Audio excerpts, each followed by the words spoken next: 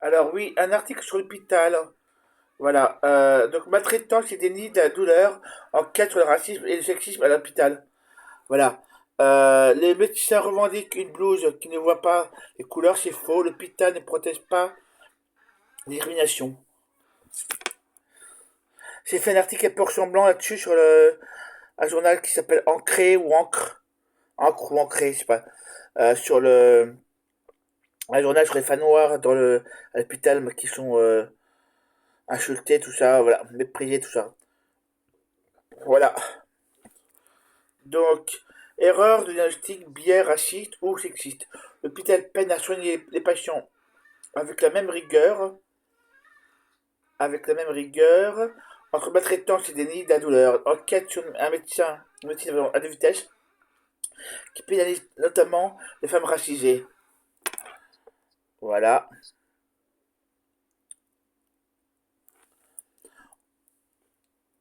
En décembre 2021, Radia Kebeli, enceinte de 6 mois, se présente au service d'urgence de l'hôpital en région parisienne.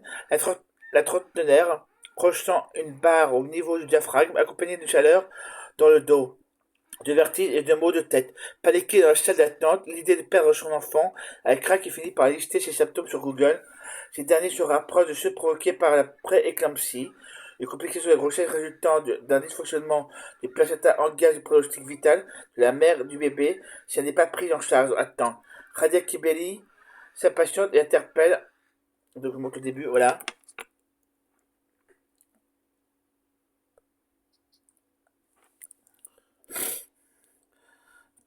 Voilà, donc, son enfant a craqué et finit par lister, voilà. Ces derniers se rapprochent de ceux provoqués par une complication grossesse résultant du dysfonctionnement du placenta, car le pronostic vital de la mère, si elle n'est pas prise en charge à temps. Radia Kibeli s'impatiente et interpelle ses médecins pour examiner au plus vite. Madame, calmez-vous, vous n'êtes pas en train de mourir, retorque le patient soignant. Elle se souvient. On aurait dû l'écouter. Voilà. Parfois, peut-être que les malades, parfois, ne savent pas ce qu'ils disent, mais parfois, peut-être qu'il faudrait les prendre en charge et puis, et autrement surveiller, je sais pas, peut-être qu'il faudrait peut-être parfois faire beaucoup plus attention, voilà. Voilà, voilà. Truc. Donc, à cette époque, je porte un voile, le voile, pardon, donc je pense au syndrome méditerranéen. Sur ce fantasme raciste, les personnes, les personnes originaires du pourtour méditerranéen seraient moins résistantes à la douleur. S'en suivront 5 interminables heures avant qu'une échographie confirme que le cœur du bébé bat. Radia Kibeli est mis sous un antidouleur et renvoyé chez elle pour qu'elle pense être suffisamment sciatique. Avant de partir, elle se permet de questionner le personnel soignant sur la probabilité d'une prééclampsie interrogatoire qui suscite des regards et rempli de mépris selon ses mots. Voilà.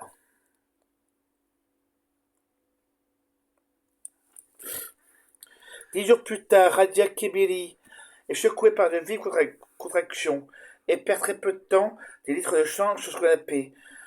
Les pompiers l'emmènent à l'hôpital où le médecin détecte un syndrome HELP, H-E-2-L-P. Voilà.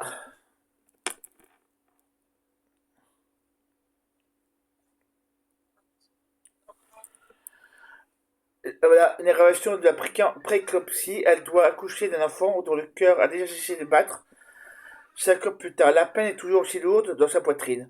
J'écris à l'hôpital juste pour qu'ils reconnaissent la responsabilité de mon fils. Voilà, elle a été convoquée une commission d'enquête interne, mais sans que les médecins et infirmiers soient concernés ne soient présents.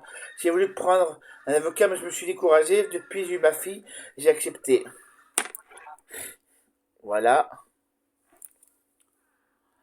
Chaque année en France, des milliers de patients sont victimes d'événements indésirables graves associés aux soins. EIGS. Euh, voilà, je vous montre le truc. Voilà. Alors, donc recensé, anonymisé et analysé par la Haute Autorité de Santé annuelle. Alors, associé au rapport annuel, voilà. Il concerne les incidents qui surviennent au cours d'une prise en charge médicale, chirurgicale ou de suivi ayant entraîné la mort, la mise en enjeu pronostic vital ou un déficit fonctionnel permanent en 2024. Le HAS a enregistré 4630 EIGS en France, notamment notoirement, pardon. Je déclaré auprès des ARS, ces accidents surviennent majoritairement en secteur hospitalier, 80,5%, et pourraient s'établir à 8 000 par an, selon un aveu d'un directeur d'hôpital de la PHP. Nicolas révèle dans son ouvrage le scandale des accidents médicaux. Voilà. L'ex-neurochirurgien Marc Tadier dénonce lui aussi de trop grand nombre d'erreurs médicales en France, qui concerneraient pas moins de 160 000 personnes chaque année, dont 30 000 qui en décèdent sur un comptage citoyen réalisé par les associations. Voilà. Dans les faits, toutes les maltraitances ne sont ni considérées ni recherchées comme des événements indésirables, graves associés aux soins EIGS. C'est le cas de Juliette, web designer de 28 ans installée dans le sud-ouest, habituée aux douleurs abdominales et pelviennes provoquées par son endométriose. Elle hésite longuement avant de prendre la route des urgences de sa ville. Ce soir caniculaire, le 22 juillet 2019, quand le médecin urgentiste lui annonce vouloir réaliser une échographie endovaginale, vu l'intensité de ses douleurs, la jeune femme préférait procéder à une échographie pelvienne classique, qui passe par la peau du ventre. Vexé, le médecin balaye la suggestion d'être eu les stations dans le vagin. Quelques minutes plus tard, j'ai eu la sensation qu'on me plantait un poignard. J'ai eu hurlé de douleur, raconte péniblement la patiente.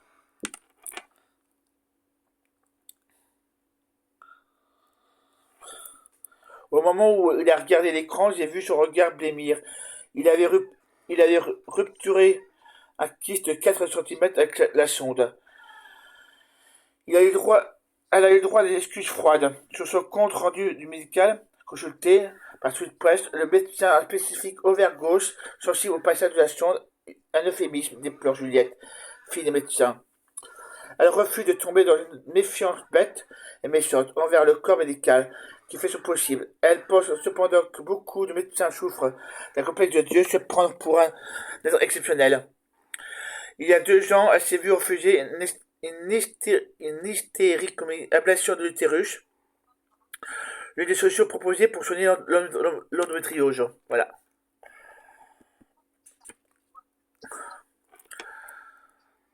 Voilà. Par un gynécologue au motif qu'on ne pratique pas cet examen sur une ocytosifie. Voilà. C'est sexisme bizarre même, je trouve. Franchement, c'est trop bizarre cette façon de parler. Voilà. L'hôpital, loin d'être épargné par le poids de la discrimination, reproduit celle qui traverse la société en 2024. Les biais racistes et misogynes en médecine ont été documentés pour la première fois de manière scientifique dans une étude pilotée par le chef du service des urgences du CHU de Montpellier, Xavier Bobia.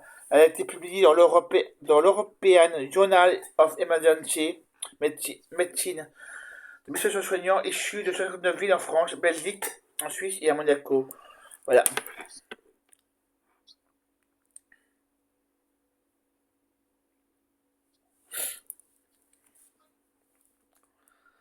Sur la gravité. Voilà. Alors, donc, via un questionnaire sur la gravité de la cas médicale factice standardisé, le thoracique, accompagné d'une photo d'un patient chaque fois différent. Parmi 8 profils hommes-femmes, apparence ethnique. Résultat soignant pose la diagnostic d'urgence vitale dans 63% des cas lorsque l'image est associée à un homme blanc, contre 42% lorsque c'est associé à une femme noire. Xavier Bobia qui a dirigé l'étude commente Sud Presse. Trier mal privilégier un patient par rapport à un autre, c'est mon métier de médecin, urgentiste. C'est aussi une définition du verbe discriminer. Cela devient problématique lorsque ces décisions reposent sur des biais ethniques ou des genres. Voilà. À l'intersection de plusieurs critères de discrimination, les femmes non blanches apparaissent particulièrement exposées aux attitudes problématiques dans le soin, selon un rapport du défenseur des droits publié. On y apprend notamment qu'une mère célibataire de 37 ans s'est vue refuser un bilan sanguin après une overdose médicamenteuse liée à son traitement. Le médecin lui aurait déclaré que l'hôpital n'est pas un hôtel pour les mères célibataires épuisées. Les femmes, notamment lorsqu'elles sont jeunes d'origine étrangère ou perçues comme telles, subissent une telle sous-évaluation de la douleur, de la gravité, des symptômes exprimés, sont renvoyés à une supposée anxiété ou une souffrance psychologique dissimulée, d'après ce même rapport. Voilà.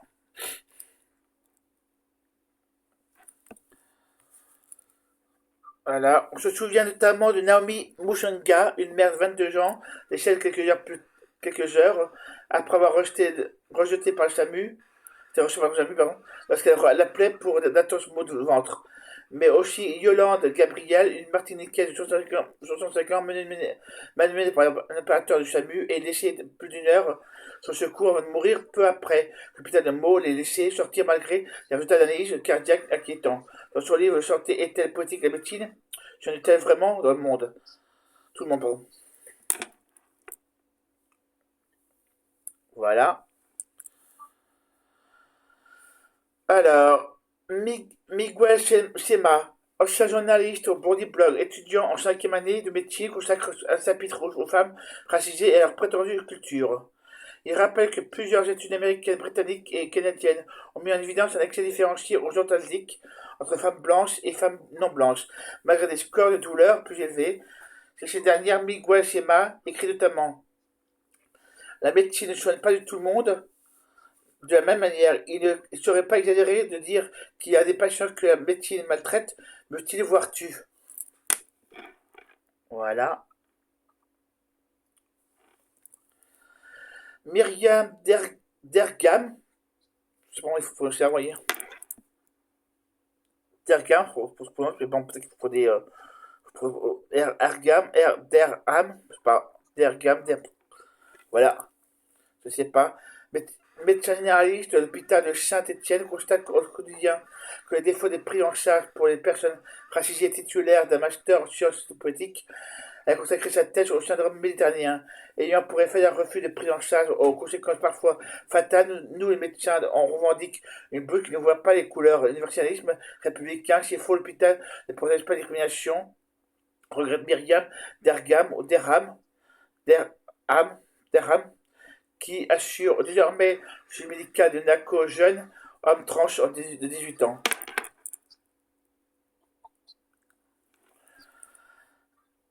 Alors, allez aussi l'affaire Naomi Mushonga, la colère ne passe pas. On pense qu'on veut attirer l'attention. Alors, originaire de Saint-Etienne, placé dans de multiples foyers de l'aide à la sociale à l'enfance, ayant sa majorité de la retour. D'accord, pour épisode de souffrance psychique, elle a récemment consulté plusieurs médecins pour une douleur qui se logeait cette fois dans son dos. J'avais une début de scoliose, explique le jeune homme. Voilà. On m'a renvoyé à ma transidentité, à mon psychisme et à mes séjours en hôpital psychiatrique. Quand on est tranche, on pense qu'on veut attirer l'attention, on nous croit moins. Lamentable. Lamentable, c'est la transphobie. C'est vraiment la transphobie ce que fait cette source-là. Voilà. Les adultes issus de l'aide sociale à l'enfance, âge, présentent un risque deux à trois fois plus élevé de développer la pathologie chronique, telles que les maladies cardiovasculaires, auto-immunes, respiratoires, du diabète ou des cancers. Ce constat s'explique par une partie par un suivi médical lacunaire durant l'enfance, empêchant un dépistage précoce des troubles psychiques et mentaux. À cela s'ajoute la précarité, l'impact durable des traumatismes infantiles et d'autres facteurs de vulnérabilité. Enfin, ces jeunes sont trois, encore une fois plus exposés à l'anxiété et à la dépression, qui, faute de prise en charge rapide, peuvent entraîner une réduction de l'espérance de vie de 20 ans en moyenne.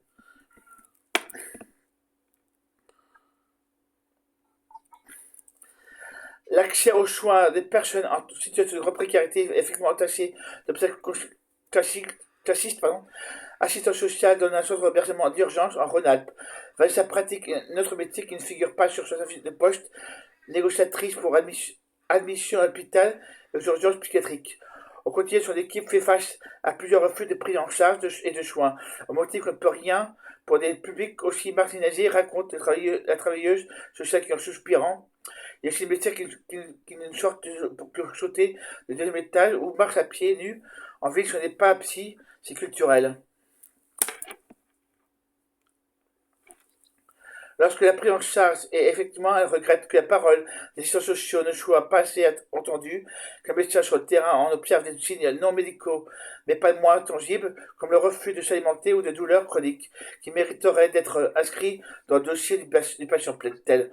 Pour combattre cette fatalité, des collectifs militants s'organisent d'assemblées pour le choix anti-raciste et populaire lancé. On mettra notamment développé racistomètre, la brochure traduite en anglais, arabe, chinois, créole, guyanais et réunionnais, pardon, vise à repérer les actes racistes subis par les patients comme les soignants. Dans la zone orange-rouge, on retrouve les situations fréquentes rapportées par les patients comme présumé qu'une personne est précaire vérifiée avant même la constatation qu'elle dispose d'un moyen de paiement ou encore imaginer des violences conjugales en raison d'une région supposée ou avérée.